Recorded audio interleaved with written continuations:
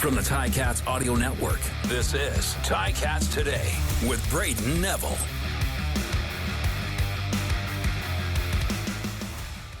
Hello and welcome to another episode of Ticats Today right here on the Ticats Audio Network for this Monday, August the 14th, 2023. On today's episode, I spoke with Coach O about that big trade that happened last night, Stavros Katsantonis. He spoke to me about replicating his performance that he had the last time the Ticats played the Elks, and receiver Tim White spoke to me about working with offensive play caller Scott Milanovich and more. But first, let's get to some news around the team. As I just mentioned, the Ticats made a move yesterday on the trade market, sending QB Antonio Pipkin to the Saskatchewan Roughriders for punter Kare Vedvik. Now, Pipkin didn't get much action here in his short stint with the team coming over earlier in the season, but he now goes to a Saskatchewan team that is in desperate need of help at the QB position after losing Trevor Harris and Mason Fine to injuries. There's potential for Antonio to come in and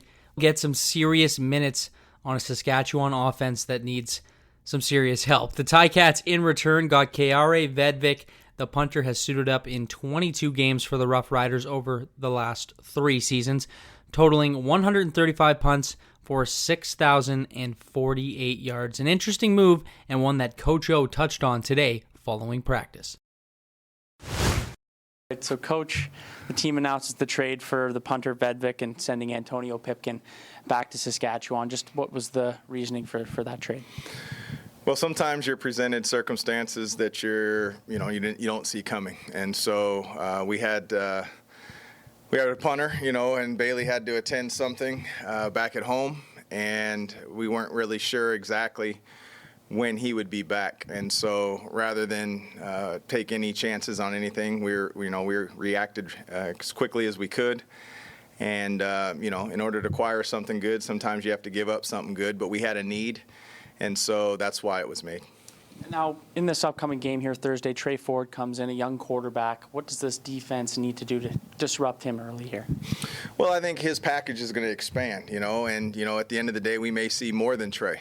And so, they've got some other people returning to the lineup this week, so I'm sure that's going to involve some of the game plan. I'm sure he's going to be confident. What he brings athletically speaks for itself, right? Like, he gets out in the open, he's going to be hard to catch. And so, we're going to have our hands full there. At the same time, we got a whole football game to play, and we're playing the whole Elk football team and not just Tre Ford, but he's definitely a cog that helps them go right now. Now, Taylor's gotten the chance now. This will be his 3rd game starting. He's gotten the chance to have a lot of these weeks where he's the guy. Have you noticed him take a little bit more of maybe a leadership role now that he's kind of getting adjusted to being that QB1? No, I've seen Taylor just be himself and more of a leadership role. I'm not in the locker room. I'm not in every huddle. I just know the response that we see and the results that we're seeing, and it's been consistent. And that's all you can really ask for is consistent preparation, and for the execution and things to slow down. Well, for the execution to go higher and for things to slow down a little bit for him from period to period, from day to day. There is some new terminology, some new things that are going in. So, he's learning there also. But I think Scott's done a tremendous job of, not overloading, our people on that side of the ball. And at the same time, injecting some fresh ideas. We're going to be talking to Tim White later. Just a little bit on what you can give me on his season so far and getting him going here, hopefully, in this game. Yeah, well, Tim's always a threat, every game, and every game poses a different set of challenges, the way teams are covering, our game plan and that sort of thing. We'd love to get all of our receivers, 7 targets per game. It just doesn't work out like that. I think the most impressive thing with Tim is he comes to work every day. He's on time, he's in his seat, he's ready to go. He doesn't let the external things bother him. Sure, he's ultra competitive. Does he want the ball? 100%. I want every receiver to want the football, but I want every receiver to be more about winning and understanding that their role is vitally important regardless of how many balls they may or may not catch. But that's universal in football. I think you're not going to find any receivers that just want to run clear out routes or that want to block all day. But we've got a tremendous group that are about the greater good of everyone. That was Coach O. Now, Stavros Katsantonis has been a guy that has gotten a lot more responsibility on the Ticats defense this season, and his first start of the season came against the Edmonton Elks, and that was a game he really showed out and was able to really solidify himself in a spot on that Ticats secondary. Stavros spoke to me about replicating that performance on Thursday and more. All right, Stavros, first of all, how was the bye week? What did you get up to over the break? Oh, yeah, definitely. But bye week was great. Got to spend some time with some family, niece, nephew, wife, brother, sister-in-law. So it was all good times down in the States. So, yeah, just glad. Always good to get some time off, but happy to be back to work.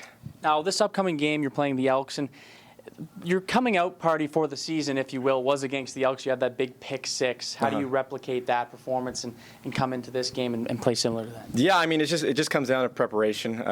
That's what we preach around here is preparing to perform. So, there's no overemphasis on anything, different that I've been doing this week than I haven't been doing in, the previous week. So, the way I prepare isn't going to be any different. There's always room for a little more, that's for sure. But yeah, going to prepare the same and be ready to play on Thursday night. Now you're playing a young quarterback, a guy who can do both. He can run the ball, he can throw the ball, Tre Ford, and depending on what they go with in that offense, just what needs to be done on this secondary to contain him and get him off his game here? Yeah, I mean, from a secondary standpoint, that just involves us covering our guys. If we do have to make a tackle, if he gets out of the pocket, then we'll do our job on that end. But just from a secondary standpoint, we know he's a fast quarterback, and he's starting for a reason. So we're just going to do our job, cover our guys, and go from there. That was Stavros Katsantonis. Now, the final guy I spoke to today was Tim White, the Ticats' star receiver.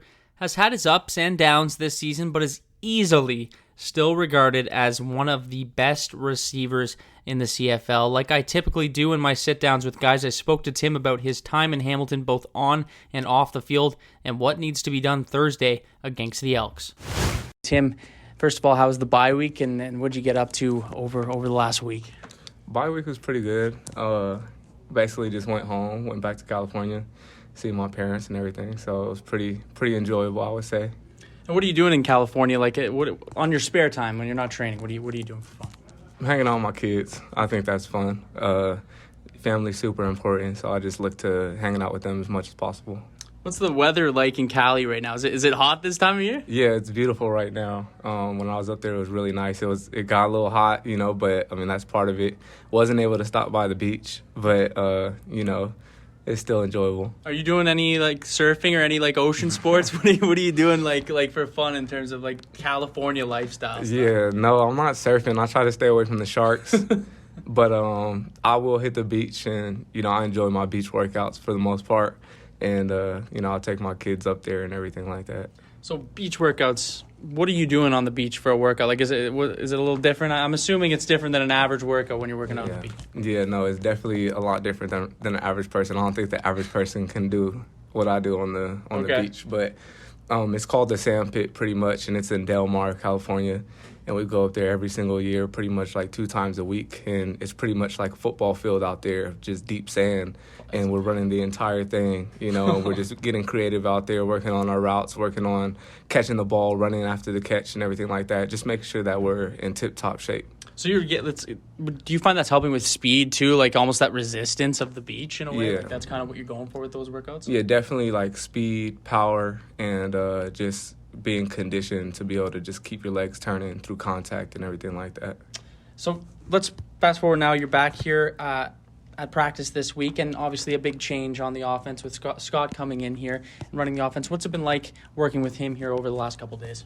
Yeah, no, it's funny because I feel like I'm trying out again. Like that's where I'm putting my energy, is that I just want to try to impress this guy as much as I possibly can, show him what I can do so he knows that there's no limits, and that's pretty much been my focus. And what's it like, his philosophies? I'm assuming they're obviously different. Every coach is different, but how has it been?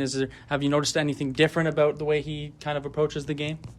He just coaches hard. I think he has high expectations, and he does demand it from his players. That's what I've seen up to this point, so I just try to go out there and live up to the expectations and then try and push it even further. Now, at 3-5, it's not the position you want to be at right now, but you're far from out of anything in the CFL race right now.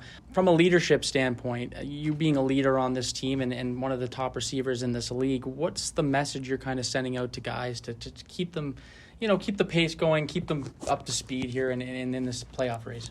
Yeah, well, number one, I mean, it's just listening to Coach O, listening to what he has to say, listening to his message. And then it's just being, we're in this position for a reason. So let's just continue to work. Let's get better, and let's embrace where we're at, and let's try to get better and turn it around.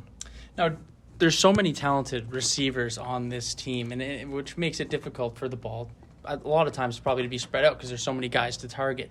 What have you noticed about having that many good receivers in this group like you do this year, and how it affects just the offense in general?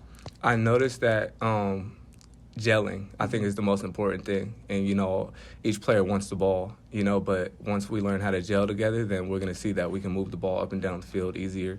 And, seeing another guy make plays is going to be fun, so we just have to embrace that and know that when our time comes, then we just have to make our play. What's the attitude kind of been like here now that you've all had a week off to kind of reset a bit and now approach this game on Thursday? What has the attitude been like with guys around the field?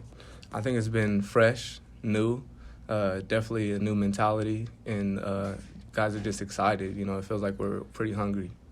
And Taylor Powell, he's been, kind of that surprising guy who's come in third string now to starter. Mm-hmm. He's played enough games now. He's starting to get a little more, I would say he's been comfortable the whole time by talking to him, but he's getting more comfortable. What's it been like working with him now and him getting his third start here?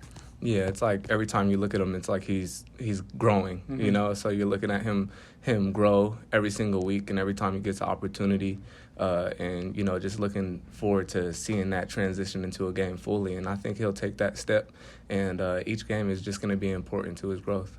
And are you kind of helping in a way with that growth, being a veteran and giving him advice and just kind of staying with him along this process? Yeah, definitely. Like I said, I just try to be an outlet for him, especially in the games, and just making sure I stay positive for him, just having good body language so he sees that it's okay and we have to focus on the next play because it's about the team. And, I think that's one of the most important things. And then he just has to listen to Scott, listen to his coaches, and they're gonna help him. And now let's talk quickly about this game coming up here against Edmonton, the team you got the victory over in your last matchup in Edmonton. How do you guys get that offense going early and get on the board here and take the victory here against the Elks? Yeah, well, you just want to go in the game with the approach that, obviously you want to dominate, but, there's going to be times where there's adversity. So you got to expect adversity, and you have to be ready to just focus on the next play. Big thanks to Tim White, Stavros Katsantonis, and Coach O for being on the show today. Some news before we go. The Ticats have some info that they want you to know about the 110th Grey Cup, November 19th. There will be a Grey Cup launch party that goes on tomorrow, and they will be streaming it live on YouTube from Tim Hortons Field, and there will be a ton of info released at the launch party. So make sure to go to the Ticats YouTube channel at 11 a.m. to 12:30 p.m. to get some big news about the festivities around this 110th Grey Cup celebration. Some exciting stuff going down tomorrow, and I will have a lot more info on tomorrow's episode of Ticats Today. That's all the time for me today. I want to thank you for listening to Ticats Today.